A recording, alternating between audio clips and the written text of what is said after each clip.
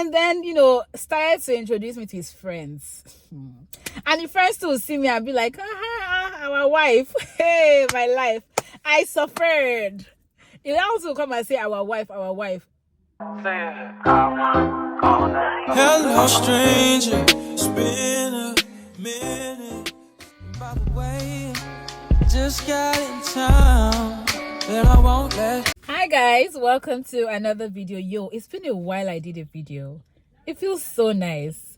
How are you doing, guys? If this is your first time watching my videos, you are in for an exciting ride, and I'm so happy to have you here. My name is Mo. What's your name? And if you're not a new guy, you're an OG, you watch my videos a whole lot, I love you. I can't say it enough. Right, so today I want to gist you guys about an interesting thing that happened to me in Lagos. I was ghosted. They ghosted me without remorse, without pity. Till today, I don't know where the guy is. I haven't spoken to the guy since then. I still don't know why what happened. But you know what? A girl has moved on to greater things, and I can't be bothered. But it would be nice to just talk about it, because I know a lot of people have been ghosted. So I really want to hear your stories. Let me know. Have you been ghosted? Were you the ghosts? Yeah, I want to know. So let's get right into it. On this day, I was invited for a friend's sister's introduction after party. And because I knew only her at this party, I kind of was in my shell, was just pressing my phone because there was no one to talk to, right? But there are people around me, and I just felt like, you know what, let this thing just end, let me go home. Now, there was this guy by my side. Before then, someone had brought a bottle of Hennessy to my table where this guy was also seated on. So I saw the Hennessy bottle. I'm not so much of a drinker, so I just kind of kept pressing my phone. So this guy trying to form conversation now was like, oh, aren't you gonna have this? So I look at him like, have this? I'm fine, thank you. Trying to be polite. At the same time, it's like, day or day, guy. So I started pressing my phone again, and then he's trying to still have conversations with me like, oh, you're not saying anything. You're not. Did you come here alone? Who did you come here with? Do you know the groom? Do you know the bride? But because I also didn't want to seem like a rude babe now, I just flowed, and I was answering him. I'm like, well, at least something to keep me busy a little, because I'd been pressing my phone for so long. So I was kind of having conversations with him. Oh, I know the bride through her sister. Oh, he also said he came with a friend who knows the groom, and that's fine. But I noticed that I eased into the conversation because he wasn't also dropping nonsense talk. So I'm like, okay, cool guy. And then from talking, what do you do? He told me what he was doing at the time. I told him what I was doing at the time. Oh, where do you stay? Oh, I stay in Lekki. And he's like, oh, we're neighbors. I'm like, neighbors how? It's like, oh, he stays in Lekki phase 1 as well. I'm like, that's cool. Oh, that's nice. So he says, oh, how are you going back home? And I said, oh, I'm going back with my friend. And he said, oh, can I go with you?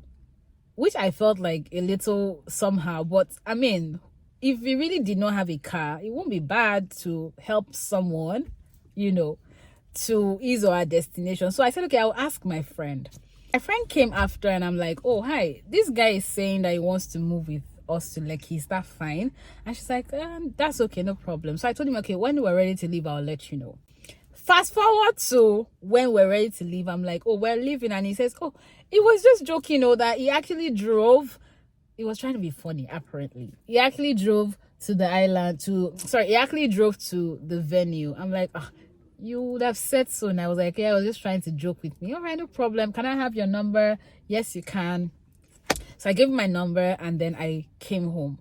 He called me the day after, called me 2 days after. He literally called me every day of that week, but because I was busy, genuinely I was busy, I didn't pick his calls. So because it had seemed like it had happened a lot, and it was beginning to seem like I was doing shakara, which I wasn't doing, I decided to, the last time he called me, which was on a Friday, I decided to return the call. So he called me, I missed the call, but then I saw it, and I'm like, make it not look like say my own don't date too much. Now let me call this guy. So I called him back, and hi, now wow, this woman, yeah, shakaraing us, the normal talk that they always talk. And then we laughed about it. And then sometime along that line, my credit finished because I didn't check how much airtime I had before I called him back. And then before he called back, I just saw VTU transfer my phone. This guy had transferred 10,000 naira airtime to my phone. I'm like, this is not too much arithmetic. It is the guy that sends this thing. It was just, it just made sense. So I called him back and then he didn't pick, and then he calls me back and says, don't waste your airtime. I'm like, you just sent me VTU. He said, oh yeah, I did. I didn't want you to exhaust your airtime calling me. He just gave some smooth line there, and I'm like, oh, thank you. That's thoughtful. I didn't ask, but thank you. So from there, I won't lie, I didn't feel some type of way towards this guy based on, is a pest or why is this guy bothering me? No. We actually were having good conversations. Like, we were talking quite often. It was warm. It was a good guy. And somewhere around that time, I was beginning to think, okay, because the guy had dropped like lines around, when a guy wants to ask you to date him kind of vibe. So I kind of felt like it won't be bad if, let me just be receptive to it. I don't think it's anything crazy. So at this point, quite receptive to his conversation. Can we have dinner? Can we have lunch? Yes, we can. And then, from there, the conversation had gone to him calling me babe. Yes, it was too early. Did I feel like that's too soon? I felt so, but like I said, I was receptive to where it was going to take us to. So at this point, he says babe, and I'm answering him, and it became a thing of constant checkups, constant calling. You call in the morning, how's your day going? How's your day? How did your day go? Where are you? Let's have dinner, let's have lunch. It was giving me perfect gentleman vibe, to be honest. Like, he would buy me stuff. I got you this. You send me lunch at work. Send me back the food basket tray or food tray. He was very thoughtful with his actions. And then, started to introduce me to his friends. And the friends too see me and be like, our wife. Hey, my life. I suffered. He also come and say, our wife. Honestly, I kind of thought at some point, like, this scene is looking like, but at the same time, I really gave him the benefit of the doubt that this guy can, Motunde, don't be very don't generalize in this case. They are good guys. So I didn't think too much of it. I think this thing went on for like 2 months. And then this guy has started having conversations around, his next birthday, he wants us to travel together. He wants to go to Ghana, from Ghana to the Maldives, asking if I had a passport. And I said, oh yeah, sure, I have a passport. And it's like, it would be nice for us to travel together. He would ask for my passport when he's ready, And then that night, he dropped me at home, and then, we kissed. Yeah. And then that happened. And then after that happened, I went home, and I really, really would have thought like we had gotten a step higher, even though he had not said date me or don't date me. But I really thought something was defined at this point. The next day, he calls me in the morning. How are you?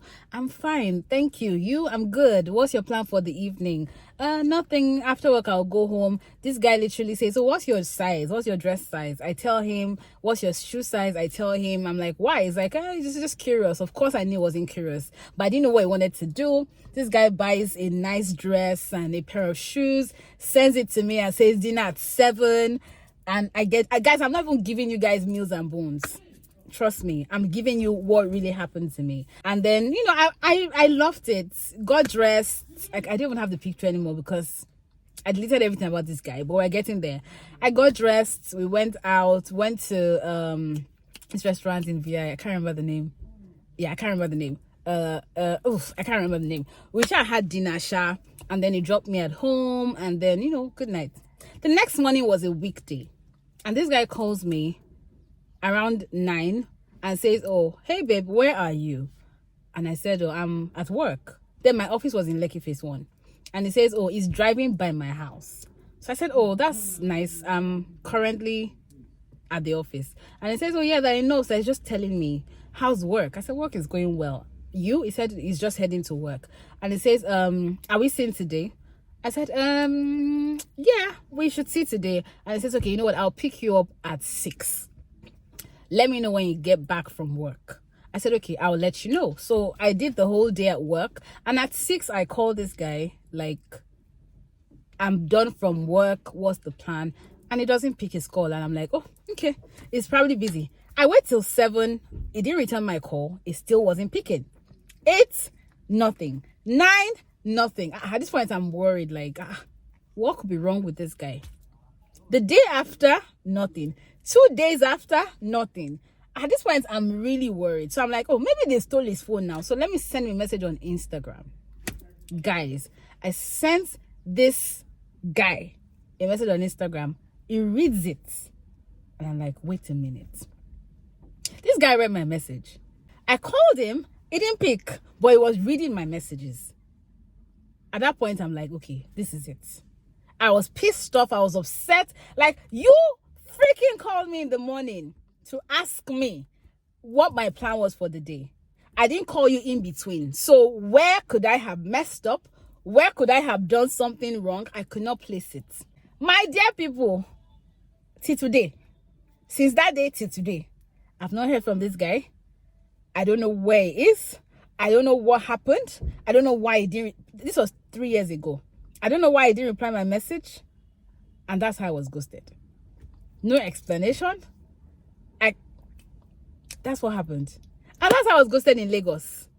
I feel like if I see this guy today, I will be dumbfounded. You know when you don't know how to articulate what you want to say? I really will be dumbfounded.